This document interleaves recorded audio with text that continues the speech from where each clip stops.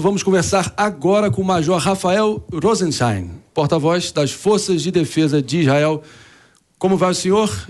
Dá, por favor, aqui para nós, todos no Morning Show aqui da Jovem Pan, um panorama mais geral da situação no campo de batalha e a iminente entrada em Rafah. Muito bom dia para você. Bom dia, Marinho. Bom dia a todos que estão nos assistindo. É um prazer estar aqui com vocês. Obrigado pela oportunidade de poder combater a desinformação e as narrativas enganosas sobre o conflito aqui em Israel. O exército de Israel está atuando na faixa de Gaza já desde o 7 de outubro. Essa guerra foi imposta ao Estado de Israel. O Estado de Israel não tinha nenhum interesse nessa guerra, pelo contrário, até o dia 6 de outubro, os palestinos entravam no território israelense da faixa de Gaza para receber trabalho no território israelense, para receber atendimentos médicos dentro de Israel, e o Hamas, num dos maiores atentados da história, invadindo o território israelense no dia 7 de outubro, em um feriado judaico, assassinou 1.200 pessoas, deixou mais de 5.000 pessoas feridas e 240 pessoas foram sequestradas. A grande maioria são civis, inclusive crianças e idosos. Ainda tem 15 idosos com mais de 65 anos sequestrados pelo Hamas na faixa de Gaza, e tem um total de 133 reféns que ainda estão nas mãos do Hamas na faixa de Gaza, e o objetivo do exército nessa guerra é trazer de volta para as suas casas todos os sequestrados que estão na faixa de Gaza e desmantelar a capacidade militar e governacional do Hamas para que não possa continuar a ser uma ameaça ao território israelense. Agora, Rafael, eu gostaria de ouvir a sua opinião, porque recentemente eu estive em Israel, conheci esse belo país no final de fevereiro, e ao contrário do que muitos pensam e tentam taxar o país apenas como realmente uma força opressora na região, é a única democracia da região. Pelas ruas de Tel Aviv eu vi protestos eclodindo contra o governo de ocasião de Benjamin Netanyahu, mas tinha algo que realmente transcendia todas as colorações político-partidárias, que era o coro uníssono pelo retorno dos reféns que o Hamas ainda tem sob sua posse, né, que ainda estão detidos. Qual é a certeza, qual o mecanismo de inteligência as forças de defesa de Israel têm usado para ter certeza que esses reféns ainda estão vivos e ainda há um fiapo de esperança para que todos nós possamos nos apegar nesse momento? Como eu disse, nós sabemos que ainda tem 133 reféns nas mãos dos terroristas do Hamas, inclusive crianças, mulheres e idosos. Nós sabemos que cerca de 30 reféns foram assassinados pelos terroristas do Hamas. Nós sabemos que muitos reféns ainda estão vivos, e a responsabilidade do Hamas de garantir a segurança dos sequestrados, e o exército de Israel vai fazer tudo o que for necessário para trazer de volta os nossos reféns de volta para as suas casas. Nós temos que entender, os sequestrados foram tirados de suas camas, eles foram tirados de suas casas quando os terroristas do Hamas cometeram atrocidades. Mulheres foram estupradas, pessoas foram decapitadas, crianças, bebês foram sequestrados pelo Hamas. Então, o objetivo principal do exército de Israel é trazer de volta esses reféns. Nós temos informações de inteligência que ajudam o exército nessa missão. Parte dos reféns foram resgatados em missões, em operações militares, e o exército vai fazer de tudo para trazer de volta nossos reféns. Isso pode ser por meio de diplomacia, e se não, vai ser por meios militares. O exército vai continuar essa batalha até que os objetivos dessa guerra sejam alcançados. Estamos aqui no Morning Show com ele, Major Rafael Rosenstein, e eu gostaria de trazer agora Jess Peixoto para a discussão, nisso que muito além de um conflito armado, né, Jess, é uma guerra de informação e de narrativas que vai ocorrendo a todo vapor, não é isso? Exato. Major, é uma honra estar aqui com você hoje. Eu tenho uma pergunta que vai até bem nesse ponto das narrativas.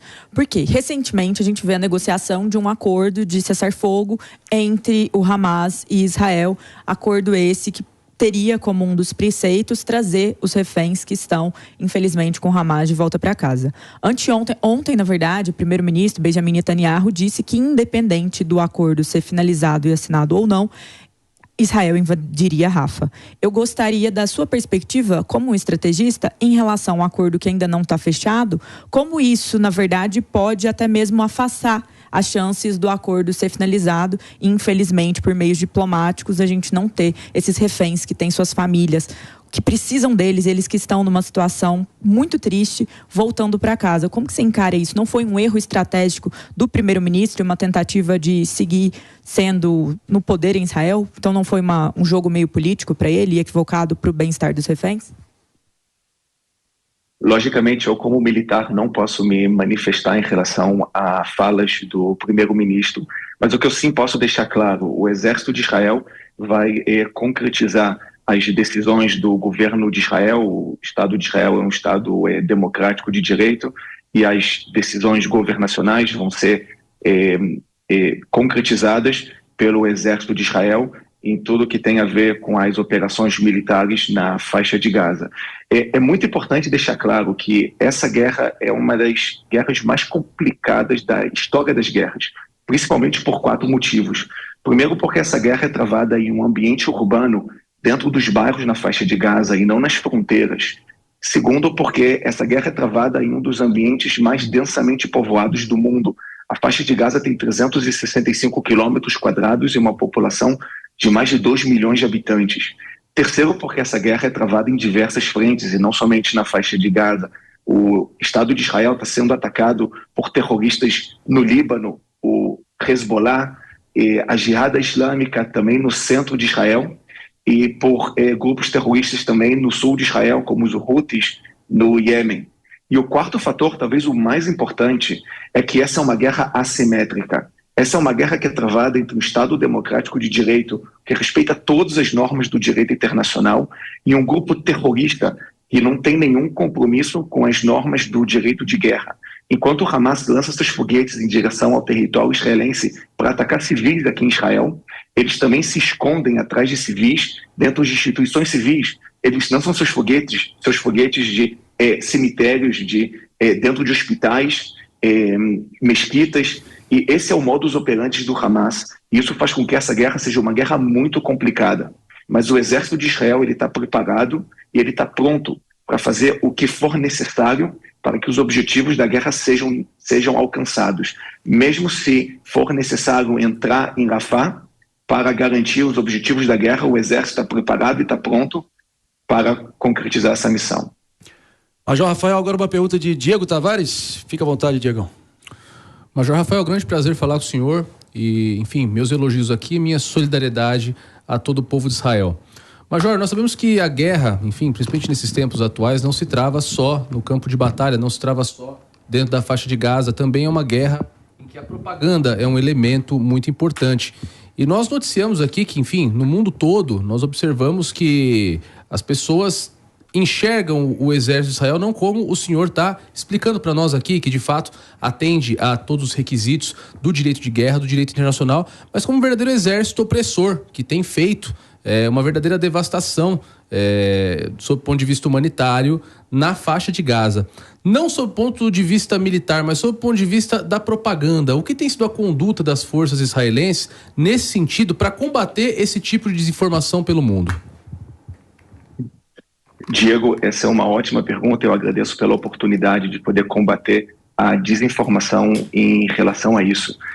O Exército de Israel é um Estado democrático de direito. Como eu disse, ele respeita todas as normas do direito internacional. O direito internacional, o direito de guerra, ele tem 4 princípios básicos. A necessidade militar, a humanidade, a distinção entre civis e militares e também a proporcionalidade. A grande narrativa que se fala contra as ações do Exército de Israel, que dizem que o Exército atuou de uma forma desproporcional. Então, é uma ótima oportunidade para poder explicar a forma como atua o Exército de Israel de acordo com as normas do direito internacional. As pessoas pensam de uma forma totalmente equivocada que a proporcionalidade ela tem uma relação quantitativa. Ou seja, as pessoas acham que para que a operação israelense seja uma operação proporcional. Então o exército israelense poderia entrar, invadir a faixa de Gaza, atuando de uma forma legal, até um seguinte ponto, desde que sejam eliminados uma quantidade não mais de 1.000, 2.000 terroristas na faixa de Gaza, ou até 5.000, 6.000 pessoas ficam feridas na faixa de Gaza, e podem talvez prender entre 200 e 300 pessoas, porque esses foram os mesmos números que o Hamas fez quando invadiu o território israelense e cometeu suas atrocidades. Mas esse é um equívoco muito grande. A proporcionalidade está definida na Convenção de Genebra, no primeiro protocolo de 1977, no artigo 53. E a definição de proporcionalidade diz o seguinte: o dano colateral a civis não pode ser exageradamente maior do que a vantagem militar do ataque.